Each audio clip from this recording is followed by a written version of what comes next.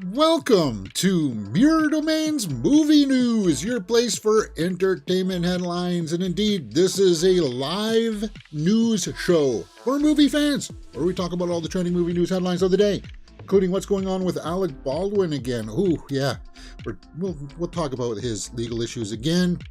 Again. Anaconda is getting a reboot. Some MCU headlines with the Thunderbolts. Sebastian Stan is glad to be back at work. Okay, Daredevil Born Again retooling, that gets underway too as well. It's Monday, so we're going to talk about the weekend's box office report.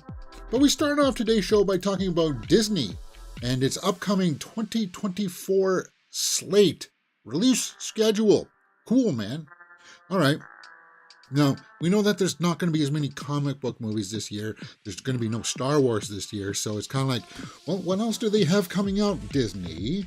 I know everybody's looking forward to Deadpool 3, because that's under that umbrella now. Let's just take a look at their list. April 5th, The First Omen. Yes.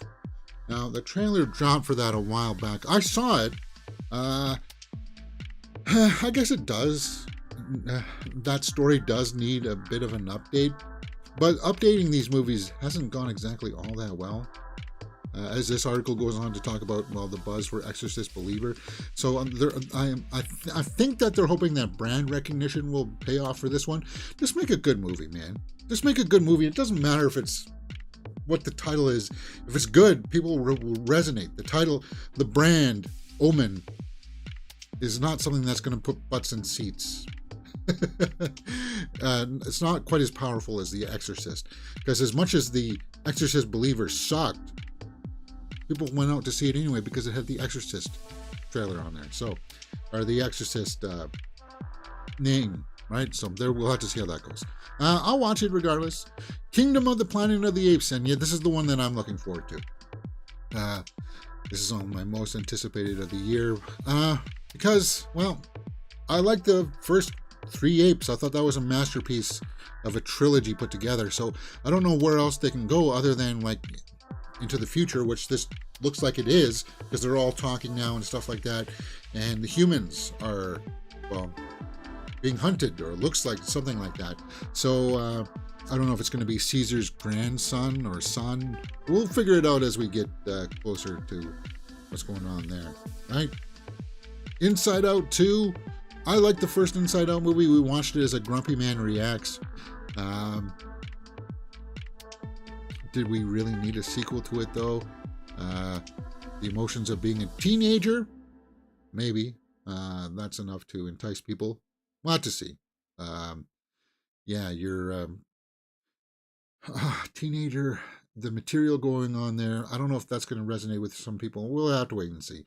Deadpool 3, July 26th. Of course, everybody's looking forward to that. Ryan Reynolds, Hugh Jackman back as Wolverine. So it was something that he said he was done. He was finished playing Wolverine, so to see him back again would be awesome. Never thought that was going to happen. And plus, you know that Deadpool 3 is going to be chock full of cameos and stuff like that. Fair and stuff like that. Yeah. We should be getting probably around Super Bowl, we'll get our first teaser for it, I would imagine, right? August 16th, Alien Romulus. That's that movie with Kaylee Spaney. She just played Priscilla. And she's going to be in that Civil War movie that's coming out this year, too. So she's got Civil War and Alien Romulus coming out. That's cool for me. I think she's a great actress. So her being in an Alien movie, we'll have to wait and see how that goes. From Fede Alvarez, the guy who did Evil Dead 2013, and Don't Breathe. So it could potentially be good. The Amateur. James, it's called Amateur. Whatever. Some people call it amateur, whatever. Don't you know the proper pronunciations? Whatever. What's this? What the heck is this padded thing? It looks like a cod piece or something. Is that for like skating? Why is it on my page? What the heck's going on here? I never looked that up, guys. I don't know what the heck. What is that for? Hot Timu buys. Huh. Anyway, The Lion King, Mufasa, The Lion King, December 20th. Nobody gives a rat's ass about that. No one. Okay, maybe you, the one person out there that's watching this. But no, other than that, that's all that Disney Plus has. Disney's coming out with this year. That's not a lot. My God. The Omen, Planet of the Apes, Inside Out 2, Deadpool 3, Alien Romulus, and The Amateur. So what the heck is this about? This film is an adaptation of a book that was previously done in 1981. It would seem, okay. Well, I don't even know what the heck it is. It's ruling a bit of assassin genre. So it's about an assassin. Rami Malek plays an assassin. Okay. The Mufasa I don't really care about. I'm sorry, guys. I know that's a little trite, because I'm supposed to be like a hardcore movie fan. But even I have my limits. And unnecessary sequels are it. For right now, anyway. Or unnecessary reboots. Unnecessary, James, is that a harsh word? We're about to talk about the weekend's box office. And Mean Girls won the box office. Remains on top. Mean Girls wins the box office while I.S.S. International Space Station bombs. And Mean Girls was kind of a reboot. Yeah. Let's take a look at the weekend's box office report. For the weekend of January 19th to the 21st. The top 5 go. Number 1, Mean Girls. Number 2, The Beekeeper. Number 3, Wonka. Number 4, Anyone But You. And number 5 was Migration. So nothing changed this week. Nothing. Everyone stayed at the same spots. The numbers did come down percentage-wise because it is moving on to another week, the second week for Mean Girls and The Beekeeper. Good for The Beekeeper hanging in there. But yes, let's take a look at Mean Girls there and the number 1 spot. Domestically, 50 million. Internationally, 16.2 for a worldwide total of 66.2 on a budget of 36 million. So it's made its production money back. That's cool. Guys, I went and saw this weekend. So I didn't do a formal reaction. I got a straight out of the reaction can, straight out of the reaction in the can. I should probably put it up on the page and whatever. Maybe I'll do that this afternoon. I liked it. I liked the Mean Girls musical here. Yeah, it was updated for our times. The girls were not as cruel to the other classmates, so it lost some of the jokes that I found funny in its translation because things were cut out because people have to stop and sing. I didn't hate it though. It was a touch long, an hour and 52 minutes. If they could have brought that down for like maybe an hour and 40 minutes, it would have been a little bit tighter. But as I said, they already sacrificed a lot of the stuff that I thought was funny in the original. And all this really made me do is make me want to go back and watch the original, right? But the new cast, they did a good job. Regina, whatever. Is she like a singer in real life or something? Because she was on the SNL this weekend doing a number. She was singing there, and then Rachel McAdams came on, right? So that was cool. Yeah. She came on and introduced the older, Rachel McAdams introduced the new mean girl there, Regina George, right? So that was kind of cool. So they had like their little Spider-Man moment or whatever. What was she supposed to be Regina George as well? I don't know, guys. Was there a stage production where Megan Thee Stallion or whatever heck her name is was one of them? I don't know. Frankly, I don't want to know. It's whatever. It doesn't matter. It's number 1 for 2 weeks in a row. And you know what? It's probably going to be number 1 for the 3rd week in a row because nothing substantial comes out this next week. I was looking at the schedule. Nothing comes out on this Thursday and this Friday. So Mean Girls will have another chance to stay at the number 1 spot. And I think that's going to be good because with a $36 million budget, 66 million, it's well earned. Anyway, we'll have to see how that goes. as we get through some of the comments. Chris Schober says, hey, how's it going? We're going good today. They just released some new trailers today. We'll do some trailer reactions later on. ADM says, what are your 5 favorite movies of all time? My 5 favorite? That's tough to pull off the top of my head. But just know that The Empire Strikes Back is my #1 movie of all time. I think it's a masterpiece. Them things up there like probably will be like Heat, Pulp Fiction, Godfather will be in there, Jaws, yeah, something like that. I don't know what order that would be, but whatever. Bifer says, my favorite movies of all time were 3:10 to Yuma, #2 Tombstone, Unforgiven, Bad Day at Black Rock, Liberty Valance. So a lot of westerns there for you, Bifer. That's really, cool. Well, it is what it is. Let's get back to the top 5. Going down the list, I.S.S. was the only real big opening this weekend. International Space Station. Let's open up that one. And I went out to see this on the weekend. 3 million domestically. I guess it hasn't opened up internationally yet.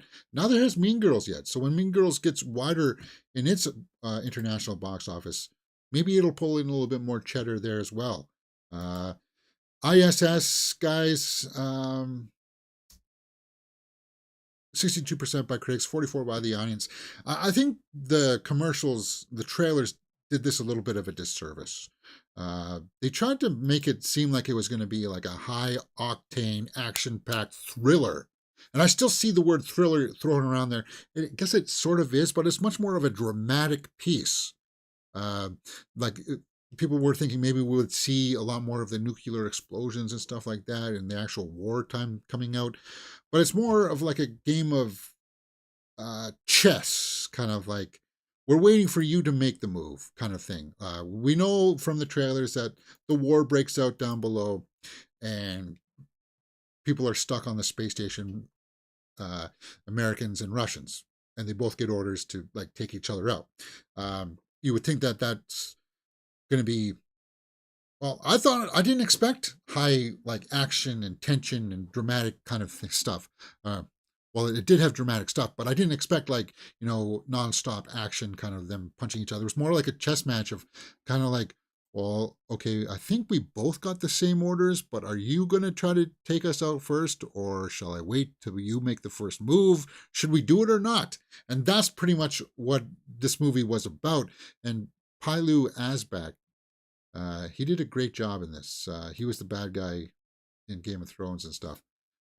He's in this, and he hasn't got a couple. You'll know what I'm talking about when you see this movie.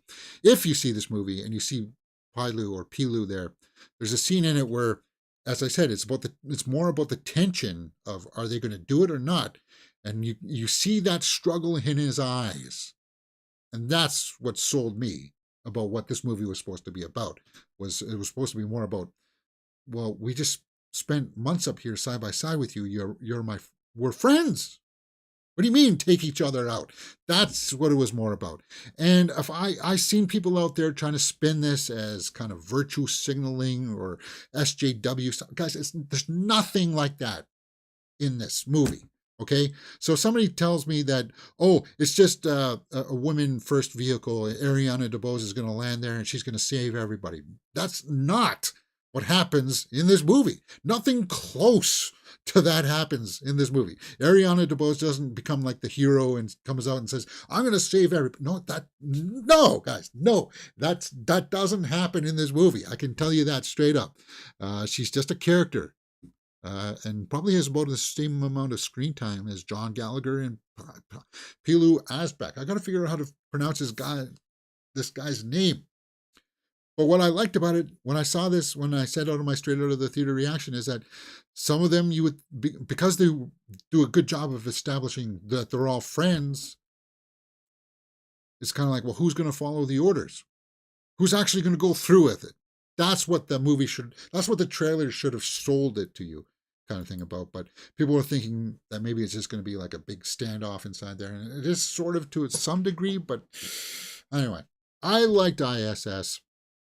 But it is without a doubt the first box office bomb of 2024, because I.S.S. had a budget of around 13.8 million. That's actually not that bad. 13 million though, and it's only made 3 million on its opening weekend here. The only saving grace will be the fact that nothing else comes out this next week, so it may, just through word of mouth, might have enough fuel to keep themselves afloat for another week and maybe edge in to the top 5 next week. It only opened up in 2,500 theaters, though, so that's, if it didn't open up in 3,000, so maybe if it had 3,000, it could have edged in. It's just people that just didn't know it was there. People that didn't know. Yeah.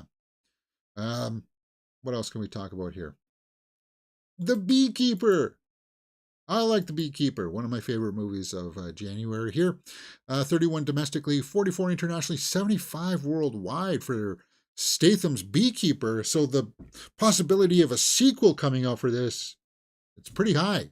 And that's good, because I liked it. I don't want to see more in this universe. As I said, it's a little bit like in the same kind of ballpark of like a John Wick Equalizer kind of movie. And I like that. And Statham was awesome. I liked it. So that's cool that it is hung in there in the second spot. Wonka's still hanging in there. If nothing else comes out next week, guys, I might go out and see this Anyone But You with Sydney Sweeney. That may just carry over momentum straight up to Valentine's Day. Because there's really not much else coming out on Valentine's Day except for Madame Web. Ugh. By the way, that trailer played on Mean Girls, Madame Web's newest trailer. It didn't sell that. I was with some people and I turned over to them and I said, "Did you know that was supposed to be a Spider-Man villain based on that trailer?" And they're like, "No." And so it's kind of like Madame Web. I don't know what's going to happen. I think that's also going to be a big bomb. I think Mr. H said it best that that's going to be one of the first big cohesive bombs of the year. Anyone But You has been a surprise. It's a hit. It's a smash. And that's good for romantic comedies, because romantic comedies have not done all that well at box office lately, except for Anyone But You. And nobody's talking about it. It's just completely flown and hung in there in the top 5 for the last 5 weeks. Wow. Kudos. Good for you. Anyone But You. The only other thing that's sort of slowly opening up in wider release is the Ava DuVernay Origin, or Orange, as some people like to call it. The Unspoken System of Unshaped America. Yeah, it's just, I don't know. It's not playing anywhere near me. So I haven't, I'll probably go see it out of respect for Ava DuVernay and Neon. I like what Neon's been putting out, a lot of quality stuff. We'll have to see. Spider-Man Across the Spider-Verse had a re-release. It's not a whole lot else. We were talking about bombs. What else bombed? The Book of Clarence bombed. Where is it? Right there. It went from 9 to 13, 1.1 million this weekend. The Book of Clarence is that comedy, kind of like Life of Brian, except it's a different guy that goes around to try to use the gospel to, I don't know, I guess, make wealth for himself or something. 4.6 million. Apparently this has not done all that well, guys. They're considering it a bomb. But MovieWeb's saying this is Jay-Z. Jay-Z produced, did Jay-Z produce this, or what the heck is going on here? He didn't direct it. Biblical comedy drama. Let's pull up the IMDb and do a little investigation here, James. It's directed by James Samuel. Okay, so I don't see Jay-Z anywhere here. What? Did he produce it? All cast and crew. Let's pull it up. Okay, so he produced it. He's one of the producers. Look, even if you're as big as and as much money as Jay-Z, not even that enough clout was enough to draw attention to this project, and that sucks, because I like Lakeith Stanfield. he was the only saving grace of that movie last year, Haunted Mansion. Yeah, he was pretty much the only standout. And this is a bomb Book of Clarence. Bomb. I guess it cost. How much did the Book of Clarence cost? Pull that up. Nudge it. Budget, James. 40 million. 40 million, and it's only grossed 4.6. Yeah, that's one of the. That's going to be a huge bomb. Oof. Oof. Wow. Yeah. Well, it happens. And well, that's why we take a look at the box office numbers to see how things are tracking, how things are going along for certain things. Origin, if that ever gets released into like at least more than 1,000 theaters, it's also going to be a bomb. People are not going to go and watch this movie. I think I saw Film Threat, Chris Gore, talk about this film, and this film is already preaching. This film is only preaching to the people that will go out and see it. This is not going to be big enough to hit a wide enough audience to change people's minds about racism or anything like that. It's not. It's only made for a small niche crowd, and you're already pretty much preaching back to them what they want to hear. Confirmation bias, kind of thing like that. But I do want to see it, so we'll have to wait and see. All right, guys, that's pretty much the weekend's box office. What do you think about that? My friend in the live chat says, Oscar noms tomorrow morning, James. Yes, we'll be doing an Oscar recap show. I don't know if I'll be doing it before I go to work or after. I'm only there for a couple hours tomorrow, so if we can get it done before 10 o'clock a.m., then we may just do some live reactions to the Oscars. It really depends on what time the Oscar nominations time. Let's see what the time. 7 p.m. March 10th. Oh, so no, that's the awards. 8:30 a.m. Eastern. Oh, so no, we might be able to do it as long as it's not like a 2-hour show or anything. I think usually they're pretty short, right? It's usually about 40 minutes or so we might have enough time. And if I don't have enough time to do it in the morning, guys, we'll do it when I come back in the afternoon. It is what it is. It'll be curious to see who gets nominated, who gets snubbed. There are going to be some snubs, probably in the directing category. People will be a little bit shocked about that. Chris Schober says, are you going to see Dead by Daylight movie, James, Until Dawn video game? I never played Until Dawn video game, but I usually watch most movies, so it's a possibility. Did you know that they're making... Yeah, we talked about that last week. Chris Schober says, I'm going to see the movie theater. Okay, cool. All right. Hey, guys, if you like this kind of stuff, you like talking about movies, you like asking questions about stuff, well, hey, we do a lot of movie style coverage for things, movie reviews for things like, well, yeah, The Beekeeper, and we watched the full series of Echo. Not that anybody cares because nobody ever watched it, but well, there was a few things in there that I liked. We watched the full movie Lift, and Society of Snow is still going along, guys. Society of Snow is creeping up to 10,000 views. My God, that's good. Next, my best and worst list is still up on the channel. I'm going to take these slides down here pretty soon because nobody cares about that much, about that stuff too much anymore. We just watched episode 14 of Hell's Kitchen. This week will be the finale, double episodes. And as I said, this Friday, if I don't get to it Friday, we'll get to the finale by Saturday. And then, of course, you know that we do movie news throughout the week when we can get to it. Let's talk about Daredevil Born Again, because we were just talking about Echo, right? After launch of Echo, Marvel restarts production on Daredevil Born Again. Yeah, so they had already started to shoot some stuff for Daredevil Born Again. It was going to be like 23 episodes or something like that. The new things got shifted around there in the upper brass, and they scrapped everything. They scrapped it. They went back to the drawing boards. So um, they brought in some new writers, new teams to direct, and they changed the tone and style of it. So okay, that's good. Will it have Echo in it? Well, if it's going to have Kingpin in it, so that's cool. And I hope they go with that more darker tone of Kingpin.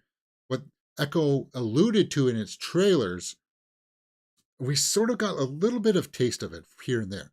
It was just cool to see Vincent D'Onofrio uh, back as Kingpin because he feels like he was just born to play that role. You know, it's like perfect casting. Apparently, Vincent D'Onofrio has consumed nearly every Kingpin work, uh, just researching the role, right? Figuring out people's uh, interpretations of what the Kingpin is. That's cool. Speaking with comicbook.com, D'Onofrio said, I've seen everything involved with Wilson Fisk that's up to this point. I mean, there's some new runs, the Kingpin runs, that I haven't looked at yet, but as far as everything, any canon that connects Fisk, I've read. Well, that's good. Well, you know that he would do his diligence. We know that.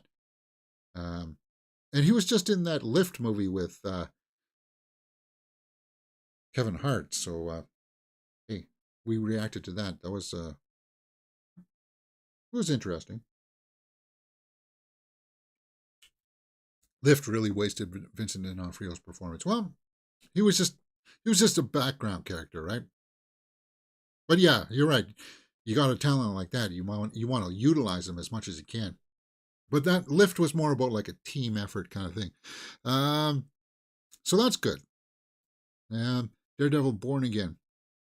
I wanted to react to this show when it came out with you guys, but uh, it doesn't look. I'm feeling like Daredevil Born Again. If they've gone back and they're just starting to reshoot it now, maybe late fall. Late fall. That'd be like November. We could see this drop, but I'm thinking 2025, right? Uh, do we get a release date for this now? Daredevil was in mid-production in New York when the writers and actors strike forced it to pause. Yeah, that's right. That's what happened. And then they realized, oh, this stuff isn't all that good. Maybe we should just go back to square one. Yeah. D'Onofrio said that he kind of liked some of the stuff that they were doing before, but you don't know if that was just because of a PR thing that he was saying. We'll have to find out. John Bernthal is going to be back as the Punisher. That's awesome too.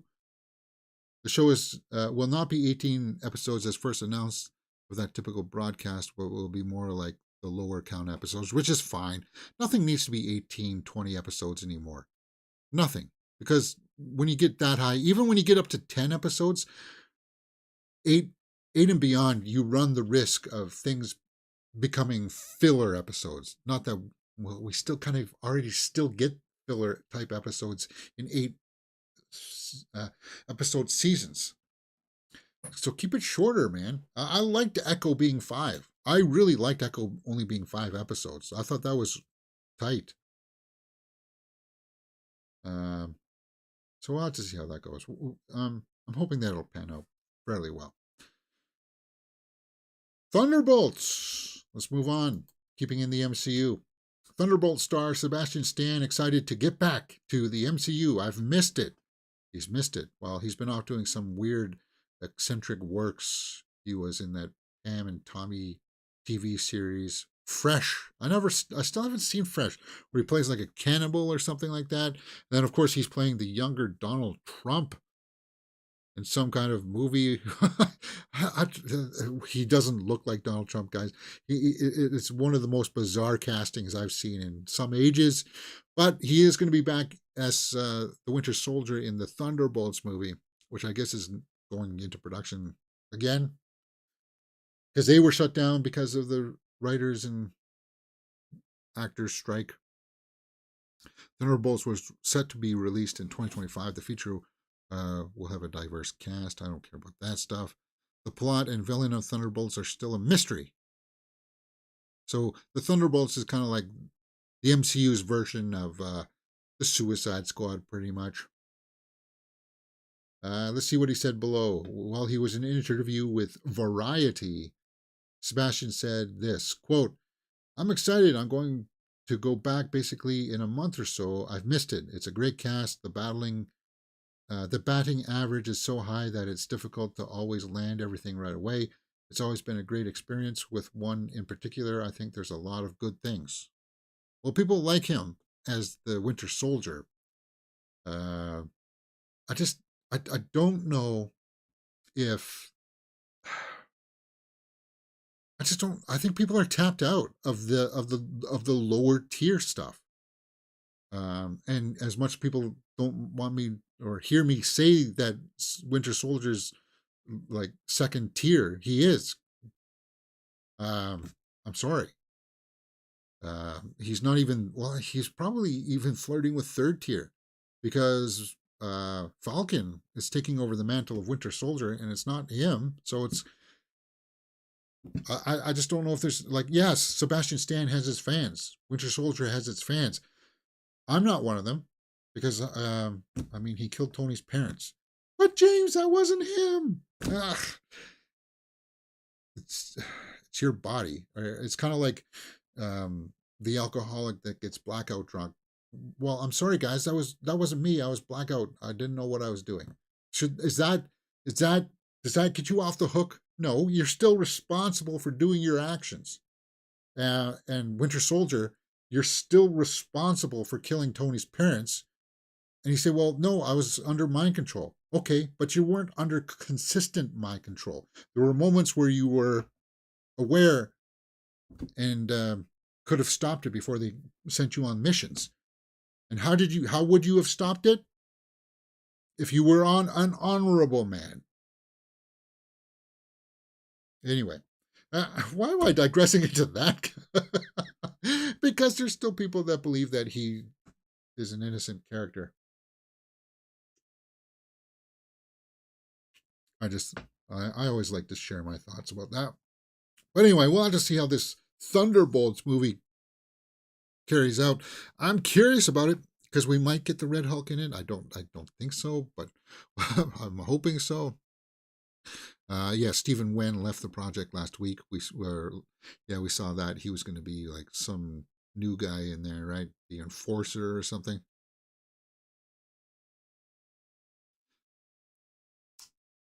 Very curious about it. I'll have to see how that goes. Buffer says Fresh and Society of Snow should combine the universes to make a movie.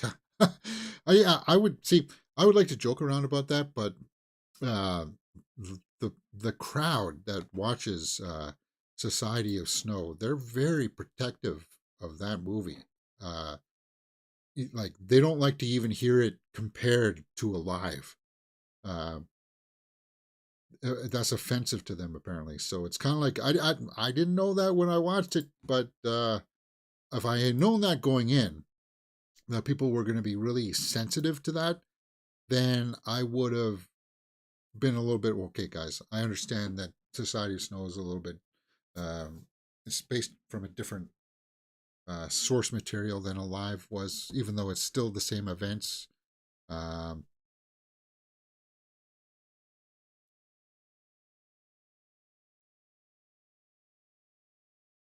Oh, it's 11,000, 11.5K.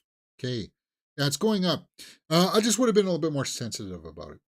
It just kind of sucks because I thought I was being fairly honest, you know, with my reaction, and it's still my favorite movie of January. But yeah, YouTube search. 11,000 views. Okay. Byford says Hawkeye killed people under Loki, Bluestone, and Avengers. We forgave Hawkeye. Well,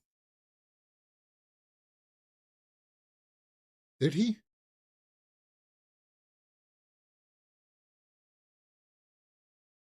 I know that he was doing, like, he was shooting stuff. I don't know. Did he? Huh. Oh, well. Let's just carry on. We've lost the steam here. Let's go on to the Anaconda Reboot. Anaconda Reboot, taking a meta approach.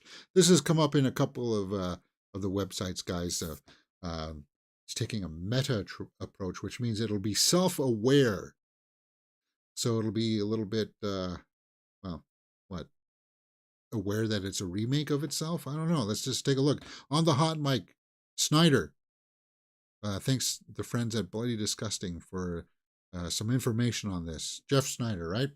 So he said, quote, nothing is official and anything could change. Anaconda is going to be a meta movie, from what I understand. It will be something close to this. This isn't the actual log line. It's going to involve an actor or actors playing loose fictional versions of themselves who go off to make an Anaconda movie and all hell breaks loose. Oh, okay. That's what they mean by meta. Okay, so they'll be making a movie about anacondas and then they get killed by a big anaconda. Okay, so that's what they mean by meta. Like I said, I got nothing wrong with that. Would you really call that a reboot, though? Um, it's just another movie about a big anaconda. What is it? Whatever. It is what it is. I had cheesy fun with the first Anaconda movie. I even liked when he winked. John Voight winked when he got spit out. Whatever. Yeah, that movie was pretty decent. Owen Wilson. Ice Cube. Oh, yeah, that's right. I forgot Ice Cube was in that. It was cheesy fun. There was still no release date for when this could happen, but this was announced years ago that they were going to be trying to get a reboot off the ground here, and now it's taking a meta kind of style approach to it. Just hire a bunch of young up and comers. It could still work. I mean, I don't know if it'll have that same kind of B movie schlock kind of feel that the first one did, which made it fun. Just keep that fun kind of levity tone. Like, don't take it too seriously, right? So that when somebody gets spit out and winks at you, that it'll be kind of like, oh, oh, this is silly nonsense. And you just keep on shoving popcorn in your mouth, that kind of thing, right? That's what you want. All right, we'll have to see how that goes. Well, I'll keep my eye on it. But as I said, I wanted to bring this one up because this has shown up across a couple of the pages out there that I saw today. So, meta approach to the new Anaconda movie. Fascinating. Next, Alien TV series is meant to run for multiple seasons, but no Holly knows where the story is going. Yes, there's aside from Alien Romulus, which is a movie that's coming out, it's not going to be connected to this Alien TV series. And apparently, this TV series is going to forego Prometheus and Covenant, and just again be in itself in its own contained part of that universe. It's not going to have the same kind of technologies. It's going to be more of like the Ripley technology timeline. But I'm a little bit concerned when they say it's going to run for multiple seasons because I do not want a cliffhanger for the first season. I want a self-contained season. Very few things can pull off like cliffhangers for its opening seasons. House of the Dragon can, but that already had its. We knew that world because of House of the Dragon, right? Or sorry, of Game of Thrones. But when you try to do something like Archive 88 or the one with Chloe Grace Moretz, The Peripheral, that things that end on a cliffhanger, and you're like, well, we're not getting a second season. What happens, right? It's like, that's the only thing that I get worried about when you say multiple seasons. Don't hold anything back. Don't hold anything back thinking that you're going to get a second season. That's what I'm trying to say, right? Give us a cohesive narrative that wraps up satisfactorily in its first season. Holly says, I think that endings are what gives a story meaning, and so you should never start a story without some sense of where it's going when you can build till that meaning into it. What the heck? I'm not reading all of that, guys. That's too big for us. Alien TV series is going to be 8 episodes first season. It's aiming for a 2025 premiere. So it'll be after Alien Romulus, which is out August 16th. Yeah, so we know that. So it's going to be on Disney Plus, so right? I don't know. This is the one that I'm skeptical about because if it's going to be on TV, I don't know if it's going to be that interesting. But it's hey, they can make zombies threatening, and of course, Alien is threatening. It's all going to be about the human cast and the kind of like what's going on. Are they Marines going out there? Are they humans? What's going on? Right? I'll keep my eye on the project for sure. Some live comments here. Chris Schober says were you going to do a watch along for Percy Jackson TV series? Yes, we are. And we're going to do it because I'm going to cancel my Disney Plus again. Because I'm just like, I'm not watching it, guys. It's $14 a month here in Canada. I could sign up for something else for that price. Maybe I'm thinking about going back to Amazon Prime, even though I should probably go to Apple TV Plus. We'll figure it out. All right. But yeah, Percy Jackson coming up soon. Maybe on the weekend we'll just burn through them all. What's next on the docket there? Alec Baldwin. Alec Baldwin has been indicted by a grand jury in the Rust shooting case. Yes, for a second, I think, guys, I thought they had resolved this issue. They stopped the production. He was charged, and then the charges were dropped. It seemed like him and the family of the cinematographer who died, they made peace with each other. Everybody was kind of like, okay, let's just try to finish this movie up for the better of everybody involved. Let's go back to shooting. And then all of a sudden, this happens again. And it's kind of like, well, what's going on here? Right? Okay, you're trying to go after him again. It's kind of like, what's the end goal here? What are you trying to do exactly? So for me, it's kind of like it sucks. Nobody cares about what like. Is anybody ever going to watch the movie Rust when it comes out, knowing that somebody died on it, and then whatever's happening legally behind the scenes? It's kind of like this movie should have been canceled. It should have just been washed away. And I know that sucks for people who worked on it, but at least the people that worked on it got paid. Is that my argument going forward? Is that, hey, you worked on the project, you got paid for it. The movie didn't make that much. It pretty much only sucks for the producers and the executive producers and the production house that greenlit it. They have to eat the costs. But everybody, like the crew and the cast, get paid. Just I don't know. It's just this is again has come up came up like on Thursday night, Friday afternoon again. This whole thing, and it's kind of like, yeah, like I thought things were settled. Why are we going back to this? Is there some comments here? My concern with this news is really more that it began feeling political almost immediately. I'm not political yet from the outside looking in. Yeah, it did feel a little bit kind of like because of the gun safety issue, but I think it's more of a safety issue overall. Kind of like, how did this happen? Was there some negligence there? If anything, I would have just slapped a huge fine on the production company so that they would have just shut down that. It is kind of, and people are, see how passionate people are about these comments. They're verbose.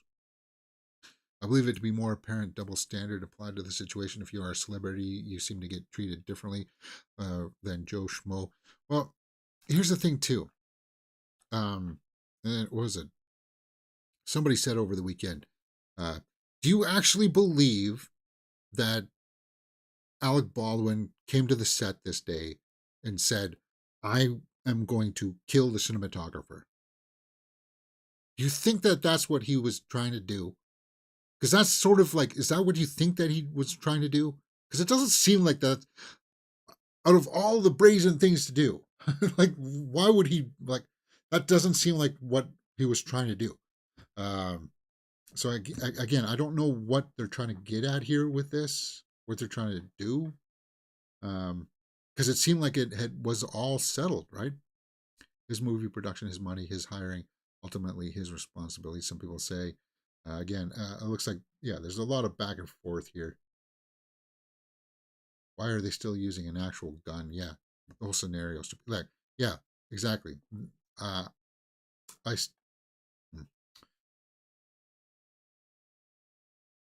I still don't understand why an actor is responsible for the props on set. They're not. He's not responsible. It's a prop master. But yeah, as you can see, people are passionate about it, and it is throughout the trades, and it's just one of those things that sucks. Um, because Rust was never going to be a big blockbuster. Rust was never meant to be that. It was meant to be just like a small little western that shows up on a streaming service. Hey, cool, it's got Alec Baldwin. I'll check it out. Why not? Kind of thing. That's what it was supposed to be. It wasn't going to be like a big theatrical run, but I don't know what's going on with that. I'll keep my eye on it. As those comments said about it, it gets more into the political sides of stuff and not so much more in the entertainment side of stuff. We're just acknowledging this uh, as a headline because it is entertainment headlines, right? So it's kind of like we'll keep our eyes on it. It's just something about it just feels false, disingenuous, if you know what I'm talking about, right? Pfeiffer says, I feel bad for the victims. Reopening the case opens old wound. Exactly. Exactly. Because as I said, I felt like the family of the cinematographer and Alec Baldwin, it seemed like they had made peace because there was a lawsuit against him from the family, wasn't there? And then they came to an understanding, and then this happens all again. It's just kind of like I don't know. It's kind of like what's happening here? What's happening here? All right. Well, we know what's happening with role play. That Kaylee Cuoco and David Oyelowo movie out on Prime Video, where they're like spies or something. The movie didn't do so well. Not a lot of people watched it, which sucks because I like Kaylee Cuoco. But apparently, the ending got changed because it was going to be a little bit more chaotic. Which I think if they had stuck with a more chaotic ending instead of kind of like a conventional everything wraps up happy in the end, or if they went to a more chaotic thing, like that's a stroke of the brush, right? That's kind of like, hey, this is something that'll make this movie stand out from the countless other Mr. and Mrs. Smith clone type movies, kind of thing, right? Here's a different take on it with a different kind of outcome. That would have been more interesting. Yeah, if I sign up for Prime, James, then I can, except for Prime is like $26. Oh, God's sakes. Ugh, just for a month. Eek. Um, so let's just see what he says. At some point, there was an epilogue in Mexico, and they were in their next life in a restaurant. A bunch of big guys came in, like mafia guys. Then the boss, as soon as he sat down at the table, just had a heart attack and died. And the two of them were having a drink at the bar. David turns toward her, saying, "Huh? You said you stopped, huh?" Both good actors. It just never resonated. Roleplay is currently playing on Prime Video. This probably would be the beginning of the sequel. Wow, you're not going to get a sequel because it didn't do so well. And Kaylee Cuoco, her flight attendant series just got canceled. It's done after 2 seasons, so she'll get more work. It's just, ah, maybe she needs a new agent. You got to think about this, though, guys. There's only so many other movies out there, right? You did. She was up for Glass Onion. She was going to be in the Glass Onion, and then they changed to what the heck is her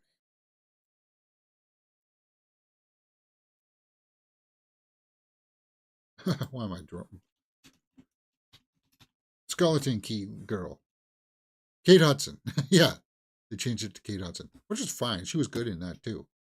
Um, but Glass Onion, yeah.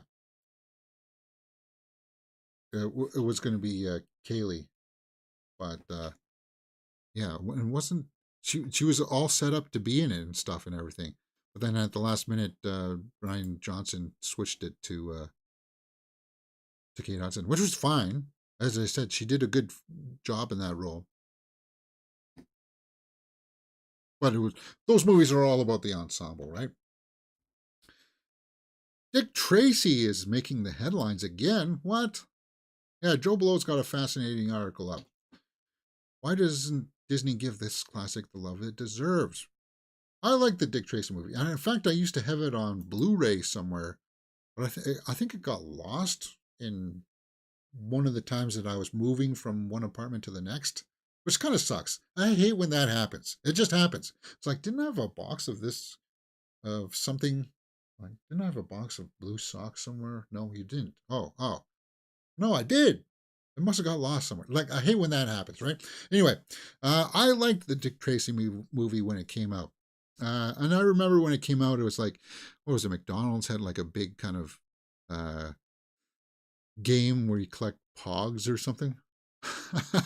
And you're trying to like figuring out who the masked killer is in this movie. And yeah, that was fun. There was like there was a mystery to it, right? All the weird characters. And why didn't it get more love? 61% by critics, 53% by the audience. The production design, I thought was pretty slick. And all the bad guys, I thought the makeup on the bad guys was also really good. What do you rely on? Well, if you don't have like the technology to make it like with all the CGI backgrounds and stuff, you rely on the acting. You rely on what you can do, right? And Warren Beatty was a really good choice as Dick Tracy, I felt. And then you just give it over to Al Pacino to play Big Boy Caprice, right? And you just let him go.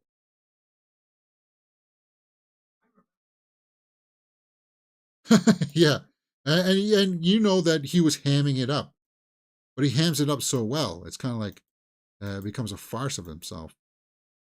But then, didn't he get nominated for that or something? Big Boy Caprice. I liked it. And I like the mystery of trying to figure out who the masked person was. Flat top. Prune face. He's in here somewhere, right? Uh, yeah, I liked it. This could be ripe for an upbringing. You know who would be a good Dick Tracy, actually? John Krasinski. Yeah, that would be cool to see. And it's actually, I still think it's probably one of Madonna's best performances. I know that people like, was that Argentina? Or where she sings the Argentina song. What the heck is that? Do you think that's one of her best? I think Dick Tracy is one of the best. Yeah,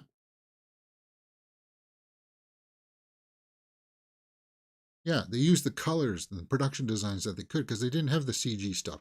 And when you see the CG stuff, like with the matte paintings, it does look dated. But I thought this would be ripe for an update. And the question would be, do you keep it back in that timeline? Yes. You just use the newer technologies to bring the streets and the city to life. That's all, right? But I enjoyed that movie. I'm going to have to try to pick it up again, for sure. Arglass says one season of The Flight Attendant was enough. All the loose ends were strong enough for a second season. Kaylee was good in it, though. Yeah, I watched the first episode of The Flight Attendant. I liked it, but they only gave us the first episode free. Then you had to pay for the rest.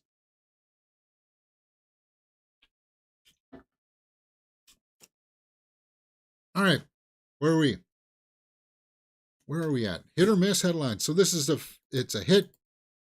We'll talk about it. If it's a miss, we'll move on. This is a hit because we talked about it last week. Mortal Kombat 2 wraps.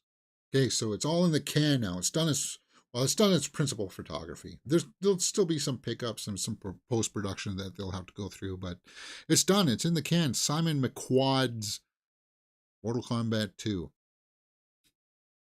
They're still awaiting a release date. Hopefully this year, if not early. I'm thinking maybe February or March next year, depending on how much post production work they have to do with visual effects. Um, Mortal Kombat 2 stars Louis Tan as Cole Young. You guys know how I feel about that.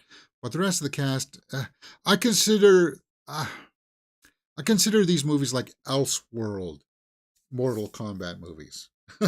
It's like it's got the characters in it, but they're not the characters that you sort of recognize. Um, I just I hope they took the reception of the first Mortal Kombat, what really resonated with people, and what resonated was their takes on Scorpion and Sub Zero. All of that, they need to press the more of that button for the sequel than the Lewis Tan Cole Young storyline that can just go right.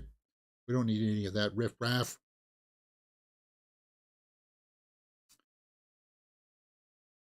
But then sooner or later, I want a decent, accurate, like not accurate, but one that pays respects to the actual source material. There's so much, the lore of Mortal Kombat is so dense. Just pick one little thing and just run with it, and ah, yeah, I'll have to see how that pans out. Next, cliffhanger. Cliffhanger director Rennie Harlan hopes the sequel won't rely on CGI, but I'm sorry it will. Because we should watch the original Cliffhanger, because they did film it on practical. Well, not all of it, but most of it. Like when he's climbing like this and stuff, they went up to real places. So it's like the backgrounds, uh, for the most part, were real. There was a few sets. I'll grant you that. When he's swimming underwater and stuff like that, that's on a set. I think there's a few shots when the two guys that were doing the cliff diving scene. There's a few things where they're running through the snow, and that's on a set. You can tell that. When he's falling down and sliding down the hill at night, that's a set. That whatever. A few things uh, popped up, but the opening scene of the guy climbing up the side underneath of the edge, kind of thing, that's real, and that pops, man. So Rennie Harlan, he's a little bit worried that they'll just put him on a green screen set and try to make it look real. And I don't know. We'll have to cross that bridge when it comes. I'm not overly worried about it. All right. Is that all I got? Go over to the Twitterverse.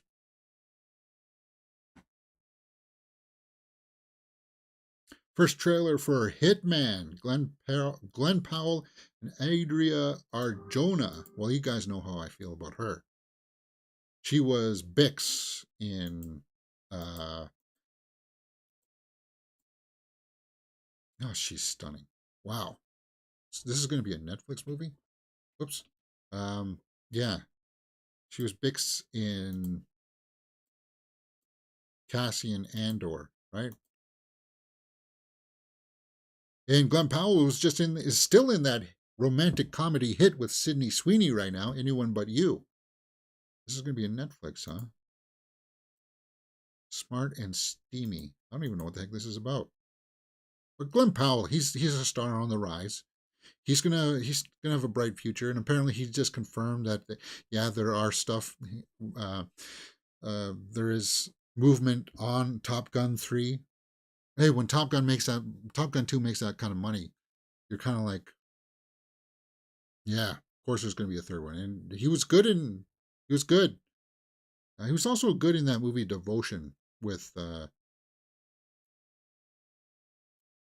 bad guy there. Who the heck is that? Hitman.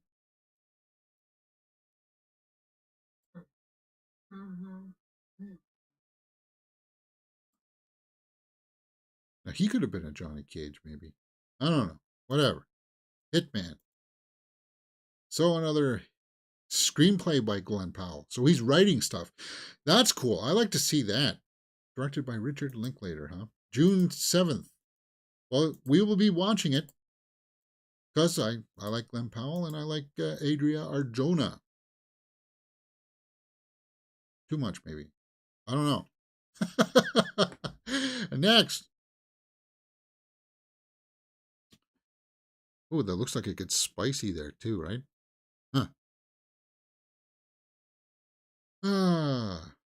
Will star in Huntington for A24. Glenn Powell will star in Huntington, described as a raucous revenge thriller about the heir to a multi-billion-dollar fortune who will stop at nothing to get what he deserves. Fascinating. Well, as I said, I just said his star is rising. Oh my God, that's Zendaya. Wow. I like the hair. Probably a wig, but whatever. Yeah, it's a wig. She's, again, she's just somebody who you look at and it's like, wow. I'll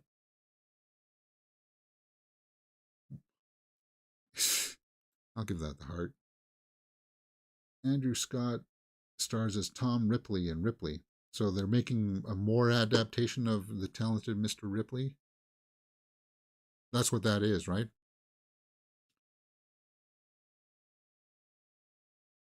Anya Taylor-Joy at Dior in Paris.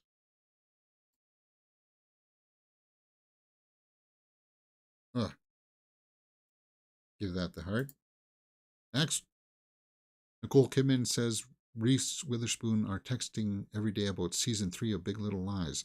There's a timeline and we're doing it. We can't say anything more. We're going to start keeping our mouths shut. Well, I do like the cast. See, Sebastian Stan is trending. He's talking about the Winter Soldier stuff. Maybe I need to publish that. Although that'll ruffle the feathers. If I cut that Winter Soldier story out about the Thunderbolts, it'll get a lot of people angry because a lot of people still think that he's innocent. He's an innocent man. No, he's not. Killed Tony's parents. Anyway, next. Zendaya, Hunter Schafer, and Jennifer Lopez.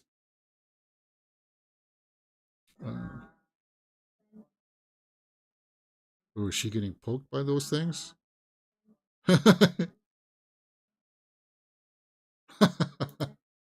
Okay.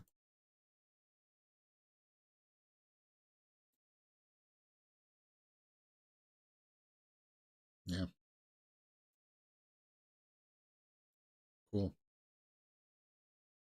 Next, Jennifer Lopez. Okay. Hunter Schafer. Wow, guys, you're showing a lot of this picture stuff.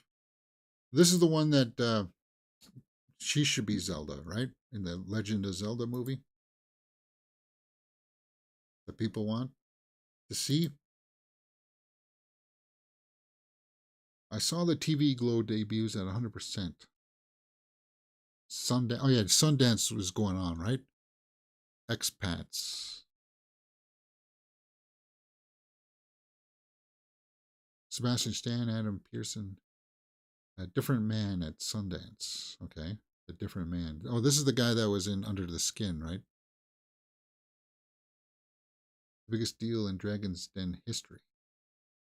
Sebastian Stan confirms the Thunderbolts will start filming soon. Yeah, we know that. Renee Rapp and Rachel McAdams. Yeah, the two Regina Georges. She's a good singer, Renee Rapp, but Rachel McAdams is the better actress, so she was the better Regina George. She wasn't terrible. Like she had a good singing voice.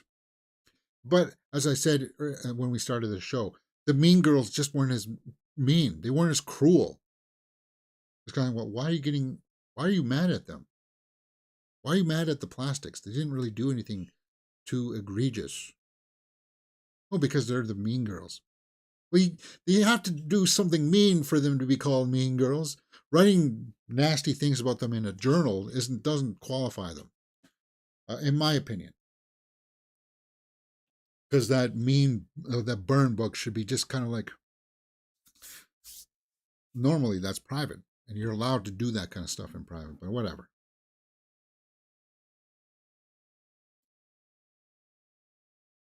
Barbie is now the most popular film of all time on Letterboxd. Melissa Barrera. Yeah. See, as I said, she doesn't, she's not slowing down. Melissa Barrera got canned from Scream 7 because of her stance and posture about dealing with this war that I'm not going to pronounce because, guys, I understand it's a free country. You can do whatever you want. And I understand if you're passionate about something that you want to stand up. But when it costs you jobs, I would say, what's the risk benefits here, right? What's this costing me doing this? And she feels like it's an important thing to do right now, but it's kind of like, is it really that important? And I don't like that these two names are being trending on my sideline because I just watched the Bills get defeated yesterday. Hey, watching Jason Kelsey was disgusting with his shirt off up in the. Ah, it was an eyesore. It almost blinded me. Anyway, next. Anyone But You is now the highest grossing R-rated romantic comedy. Cool. Well, if nothing opens this weekend, guys, I might go see this on a matinee on Saturday or Sunday. Just take it in, because apparently it's raunchy. And Glenn Powell seems to be the talk of the town today.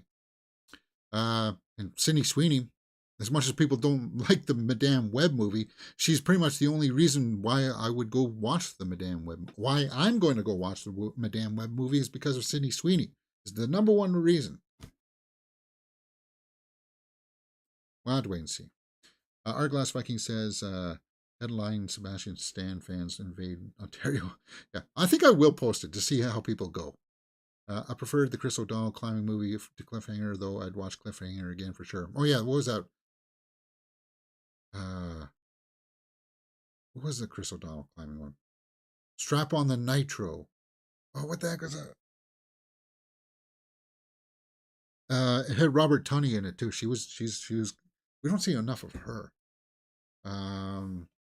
Vertical Limit, is that what it's called? Vertical Limits or something? Yeah, Vertical Limit. Robert Tunney. Yeah, we need more of her. What's she been doing? After The Mentalist, she hasn't really done that much. I liked her in The Mentalist too. She's a good actress. And she can do both TV stuff and full movie stuff. She's got that range. Okay, so she has been working. She's got 4 episodes of Dear Edward coming out. Well, that was out last year. And she's got Land of the Free. Vertical Limit, yeah. Is this from The Mentalist? What's this? The Fix. Okay. And of course, then if you've seen her in The Craft, where she got her start, she was really good in that. Yeah, there's The Craft. Yeah. Video quality didn't hold up very well. I wonder if there's a 4K version of that. I'd get a. It's a little hokey towards the end when Nancy goes off the rail, but it's got Neve Campbell in there, who I fell in love with because of this movie. You know what's cool about that? It's that the Rachel True is a real witch. She's Wiccan, and that's cool. I dig that. That's a huge thumbs up in my book. Now, I don't believe in all the spiritual stuff, but I like the whole kind of believing in the earth and stuff like that. I like that. That's more or less what Wiccans do, right? Anyway, and I also like the sequel with Kaylee Spaney, and it is a sequel. the Craft Legacy movie. It's a sequel because one of them show up in it. One of these girls show up in it, which was cool. Kind of like what happens in the I don't know. No, how do I say this? The Craft Legacy is a true sequel to The Craft. I was going to say that Mean Girls, someone shows up from the original cast in that movie, but you know that already because Tina Fey is in the commercials.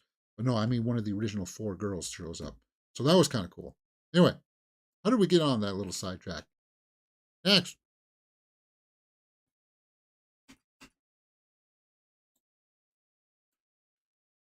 Searchlight. A new look at Doom Part 2 has been released.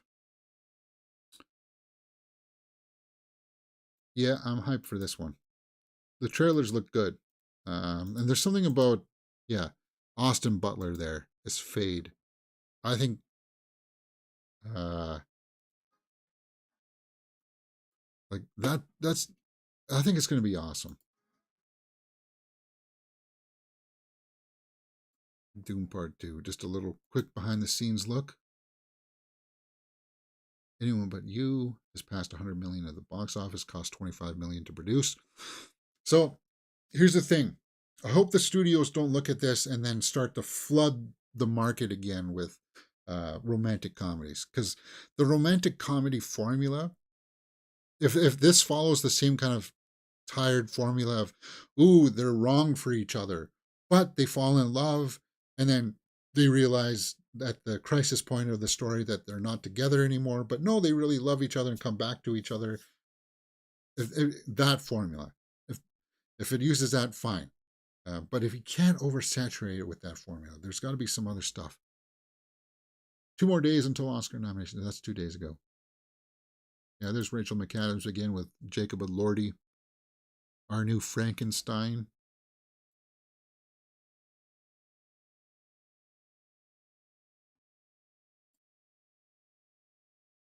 Yeah, we opened up the story about that in the beginning. Rachel McAdams always looks great. London girl. She's from Ontario here. So that's cool. Right? Is it London?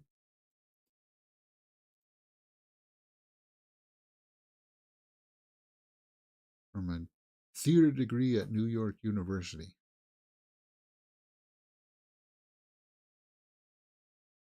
Uh, London, Ontario. Yeah, London. So that's just down the road from me. 100 kilometers away. Cool.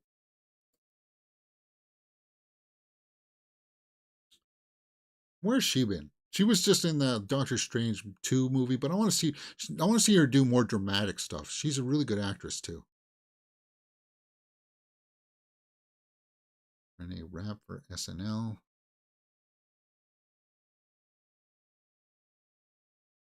Kristen Stewart says she wants to star in a horror film in the future. Cool.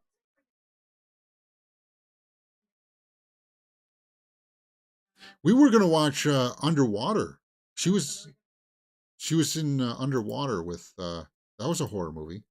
She was good in that. Yeah, I want to see more horror from her. What could she play? What's being rebooted? Christine is kind of getting reboot, right? No, she wouldn't be good. People Under the Stairs, maybe she could be like the mother of the house. I don't know. What else could? There's got to be lots of nothing like Terrifier 3 or Winnie the Pooh Blood and Honey. She said good horror. Hmm. Put her in the next Zach Krieger movie. Yeah, there you go. Or whatever Fade Alvarez is going to do next. Oh yeah, Rachel McAdams was in Are You There, God? It's Me, Margaret. Yeah, yeah. Good call there, Bifer. Thank you. Yeah, she was good in that too. That was last year.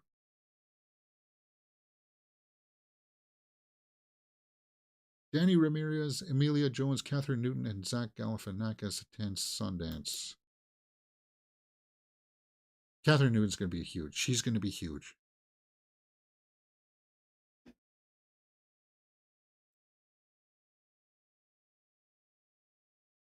Biggest deal in Dragon's Den history. Andrew Garfield, Jamie Dornan. Carey Mulligan has received Best Actress nominations in Golden Globes. Yeah, she'll get nominated tomorrow, which means I should probably still finish try to force myself to finish watching Maestro. I don't want to, though. And can't you just live in a world where you don't have to do the things you don't want to do? Nope. You got to force yourself to do some things sometimes. All right. Emily Blunt. That would be cool if she gets nominated tomorrow. I really hope she does. I cried like a baby watching Maestro, Bifer says.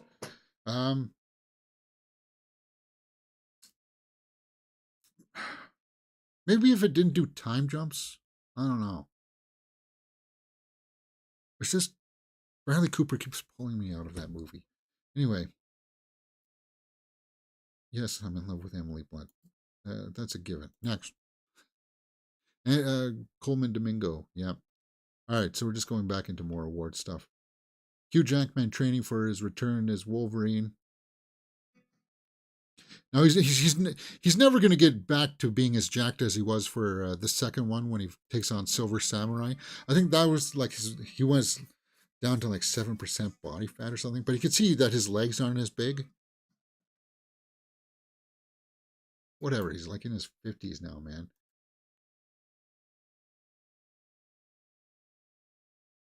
Saoirse Ronan on potential Lady Bird sequel. Yeah, we need more Saoirse Ronan too. Says she was supposed to play Weird Barbie. Was she? I would have been with Kate McKinnon, and so that would have been nice. I would have had a scene where, but I didn't. I didn't ever get to do it.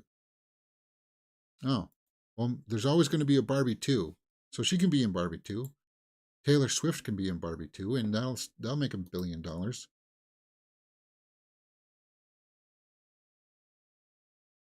Saoirse Ronan calls Beyonce's Renaissance the perfect album.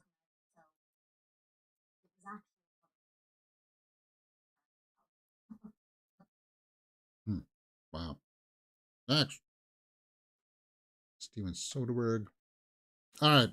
I think that's pretty much all I got. Oh, we're running way over time. I didn't even look at the time today. Saoirse Ronan was in Foe. Yeah, with was it Glenn Powell that was in Foe? No, well, it wasn't Glenn Powell. It was who the heck was it?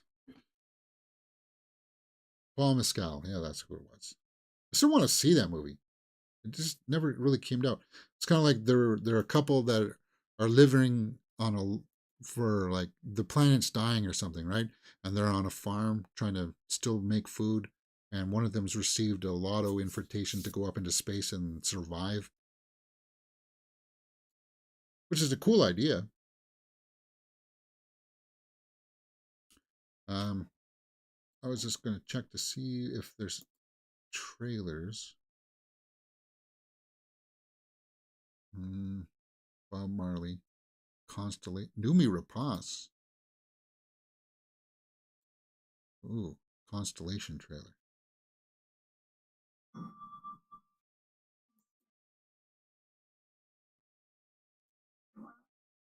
Huh. So on more space station stuff, huh?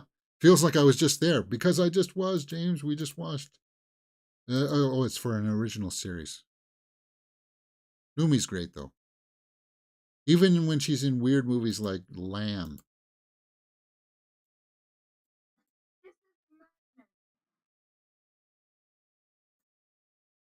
Huh. I'll check that out. Seize Them, Amy Liu and Wood and Nick Frost. Godzilla, Kong, the Beast. Kind of a new trailer about how he gets his hand. Whatever. Huh. That looks more like an international one. Ooh, Perry's going to be on this afternoon. Cool.